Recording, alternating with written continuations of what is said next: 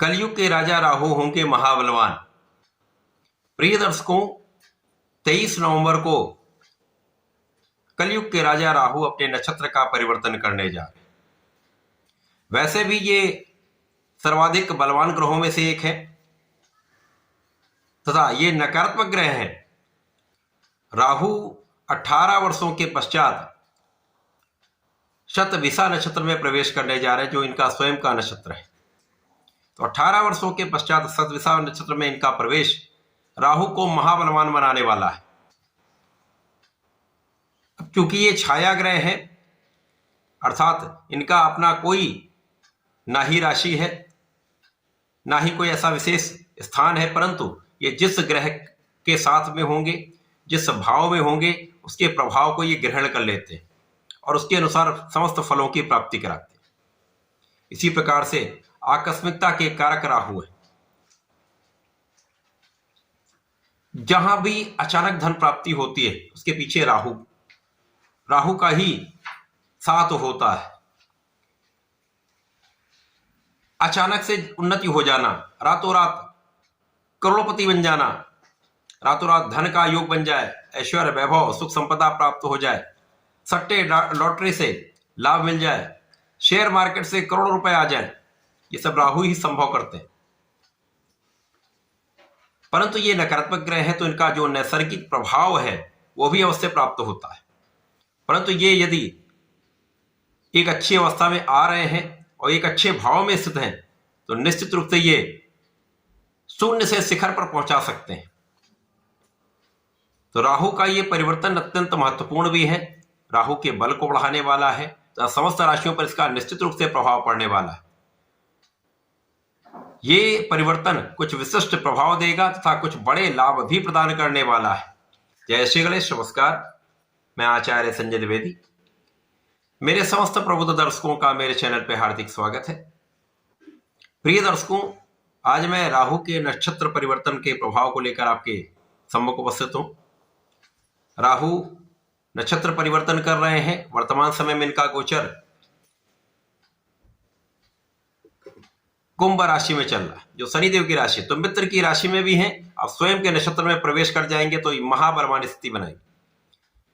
आज मैं वृषभ राशि के लिए राहु के इस परिवर्तन का किन किन भावों पर प्रभाव पड़ेगा, किन भावों में ये वृद्धि करेंगे, कितना लाभ आपको देंगे, अथवा कहीं पर अवरोध या समस्या या कष्ट है तो उसका क्या निवारण है, संपूर्ण विश्लेषण मैं पूर्ण तर्क के साथ करने जा रहा हूं। प्रिय दर्शकों, इस राशिफल को आप अपने लग्न तथा राशि दोनों के अनुसार देख सकते हैं। वृषभ राशि के स्वामी शुक्राचार्य, शुक्राचार्य तो राहु के गुरु हैं, तो यहां पर अतिमित्र का भाव होता है और राहु का गोचर भी दशम भाव में चल रहा है, जहां पर राहु को बलवान माना गया है। अब ये महाबलवान हो रहे हैं तो राहु का प्रभाव जिन जिन भावों पर पड़ेगा वहां वहां कुछ विशेष स्थितियां बन जाएंगी। अब मित्र की राशि के लिए दशम भाव मित्र की राशि में होकर अपने नक्षत्र में प्रवेश करके राहु वृषभ राशि के लिए तो महाधन की स्थिति बना रहे, यहां पर कोई संदेह नहीं। राहु का प्रभाव ऐसा है कि ये मतिभ्रम कर देते हैं, राहु संशय देते हैं, राहु धर्म के मार्ग से विरत करते हैं। राहु यदि अच्छी अवस्था में है और आपने अपने को संतुलन बनाकर रखा है, अपने मस्तिष्क पर, अपने मन पर संतुलन बनाया हुआ है, तो यही राहु आपको धर्मज्ञ भी बनाते हैं, बुद्धिमान भी बनाते हैं। आपको बहुत बड़ा राजनीतिज्ञ, बहुत बड़ा कूटनीतिज्ञ, बहुत बड़ा एक्टर, बहुत बड़ा डायरेक्टर बनाते हैं। इंडस्ट्री में, व्यापार में रातों रात बड़ा लाभ करा देते हैं, अचानक ही आपके नौकरी में प्रगति करा देते हैं। तो ये विशिष्टता केवल राहु के पास ही है। अब राहु दशम भाव में आपके कार्यक्षेत्र को विशेष बनाएंगे, तो कार्यक्षेत्र में जो लोग नौकरी कर रहे हैं उनके लिए भी पदवृद्धि हो सकती है, मन का काम आपको प्राप्त हो सकता है, मन के अनुसार आपको स्थानांतरण मिल सकता है। तो ये मन के कार्य आपके हो जाएंगे। यहां पर केवल करना क्या है, आपको किसी और के, जो आपका परिवार का सदस्य नहीं है, घर के बाहरी व्यक्ति के बहकावे में आने से बचना है। ये किसी भी स्थिति में है, चाहे आप व्यापार में हो, चाहे आप अपने प्रोफेशन में हो या अपनी नौकरी में हो। किसी भी स्थिति में आपको किसी और के बहकावे में आकर काम करने से बचना। जो आपको काम दिया जाए उसको पूर्ण निष्ठा के साथ, पूर्ण मनोयोग के साथ, पूर्ण आत्मबल के साथ, बुद्धि का प्रयोग करके आप करिए। राहु आपको महालाभ देंगे। इसी प्रकार से व्यापार में भी कुछ ऐसी स्थितियां बनेंगी, कुछ भ्रम आएगा, लेकिन भ्रम के निवारण के लिए अच्छा एनालिसिस यदि आप कर लेंगे, यदि आप अच्छे से आकलन कर लेंगे, सोच विचार कर निर्णय लेंगे, तो आपको व्यापार में भी महालाभ मिलेगा। और अभिनय के तो कारक ही हैं राहु। राजनीति के कूटनीतिक भाव का कारकत्व तो राहु के पास है, तो राजनीति में महालाभ का योग बन रहा है। बड़े पद की प्राप्ति, बड़े कार्यभार की प्राप्ति, अधिकार क्षेत्र में वृद्धि, ये समस्त चीजें आपके साथ होने वाली। इसी प्रकार से यहां पर आपको ध्यान कहां रखना है?